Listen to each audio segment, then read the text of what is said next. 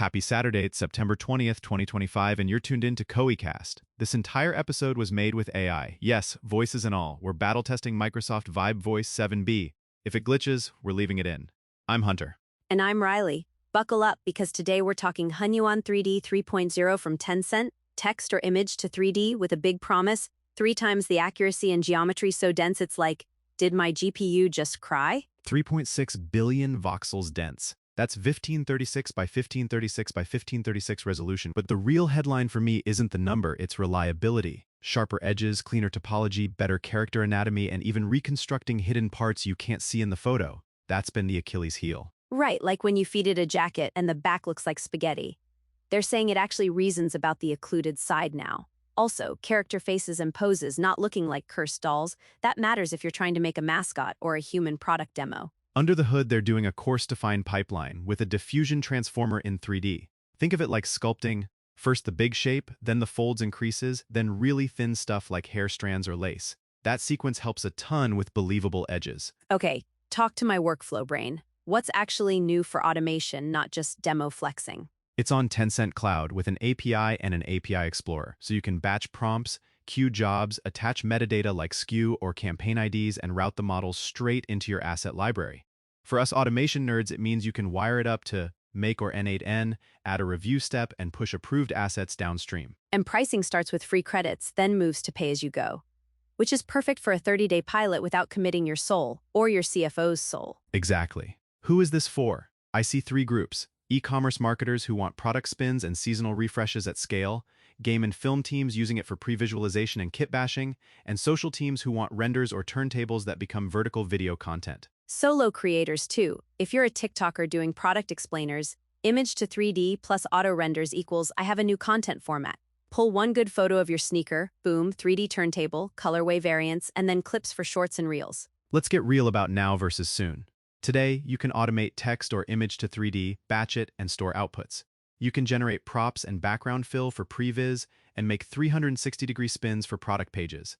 But if you need studio-grade topology guarantees, predictable UV conventions, or rigging that never breaks, you still need a post-processing layer decimation, retopo for hero assets, UV cleanup, and LODs for mobile AR. So not a ZBrush killer, more like a really fast concept artist who sometimes forgets to name materials the way your pipeline expects. I can live with that if the speed is real. Same. They're also teasing 2 forward-looking things. Hunyuan 3D Studio, an invite-only pro workstation with UVs and rigging components baked in, and an Omni variant they say they'll open source, which would be huge for control freaks and researchers. Control freaks everywhere just sat up. Also, the 3 times accuracy claim is cute, but we don't have a universal benchmark here. So, measure your own pass rates. How many first-pass meshes are usable without human triage? That's the metric. If your pass rate climbs and edit minutes drop, you've got a win. Set up a 30-day pilot, define asset classes, props, characters, products.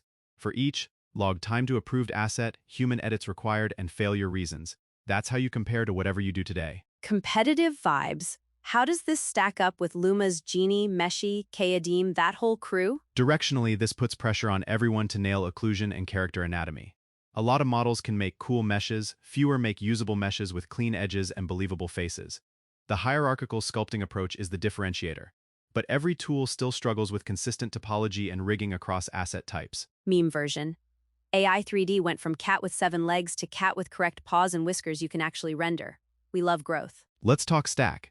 You can plug Tencent's API into an N8N workflow trigger on a form submission or a folder drop, call Hunyuan 3D with prompt plus references, tag with product metadata, push the output to storage, kick off Blender headless for decimation or material fix-up, ping a reviewer, and if approved, export renders and queue short-form clips. And you can sneak in brand safety. Run the prompt and the reference through a policy check before you hit generate. No one wants a surprise asset sneaking onto a product page at 2 a.m. For creators, here's a crisp scenario. You're launching a limited edition water bottle. You upload 1 clean photo, the pipeline generates the 3D, creates colorways for 5 variants, makes a 360 spin and 3 hero renders, then auto-edits 6 vertical clips with text overlays and music.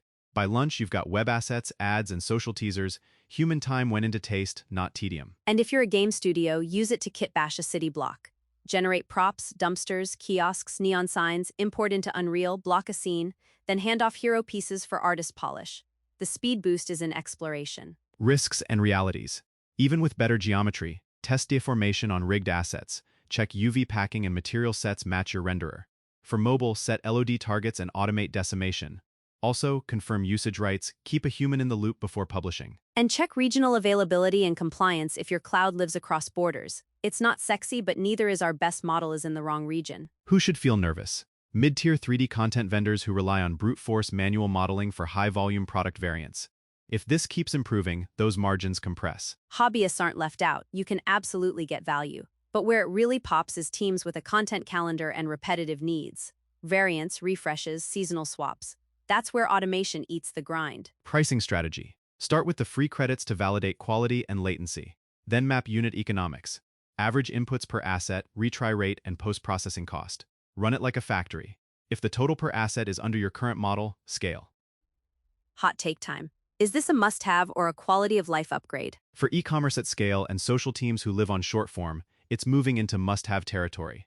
For film-quality hero assets, it's still a quality-of-life upgrade. You'll keep the human-in-the-loop polish. Any gotchas like watermarks or export limits? API quotas and resource packages are a thing. Expect metering. I'd plan for batch sizes, backoff, and job status polling in your router. If you're on a deadline, build buffer time. Formats talk, will it play nice with Blender, Unreal, Unity? Tencent hasn't published the full menu in the high-level materials, but they're positioning for standard DCC and real-time workflows.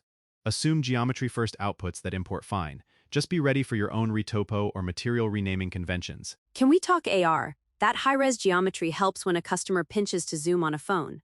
But you need LODs or your app crashes and burns. Yep, export high-res masters, then automate LOD generation, and always test performance on your lowest-end device first. Community and ecosystem vibes. API first is the right signal. I want templates and plugins, though. If they open source Omni, I expect a cottage industry of fine-tuned variants for niche asset classes. Trendline, One Master 3D feeding everything. Product pages, social video, paid ads, AR previews, even sales decks. That's cross-team leverage. And if the first pass success goes up, your throughput rises without adding headcount. Give me a starting playbook in 30 seconds. Here we go. 1. Pick 3 asset classes to pilot. 2. Assemble 5 reference images per class and write tight prompts. 3. Wire an N8N flow, input to API, to storage, to Blender headless, to review, to publish. 4. Define a QA checklist, deformation, UVs, material names, poly budget. 5. Track pass rate and edit minutes. 6. After 30 days, greenlight the winners and shelve the losers. And add a little fun, spin your 3D into motion loops, sync to trending audio, test it on shorts. If it pops, you've got a new content engine. Bottom line. Hunyuan 3D 3.0 looks like a real step from cool demo to workflow component. Not perfect topology, UVs, and deterministic control still need oversight, but for campaign assets, e-commerce visuals, and fast previs, it's ready enough to matter. Human plus machine, like we always preach. Let the model start and speed you up, then you bring the taste. That's the sauce.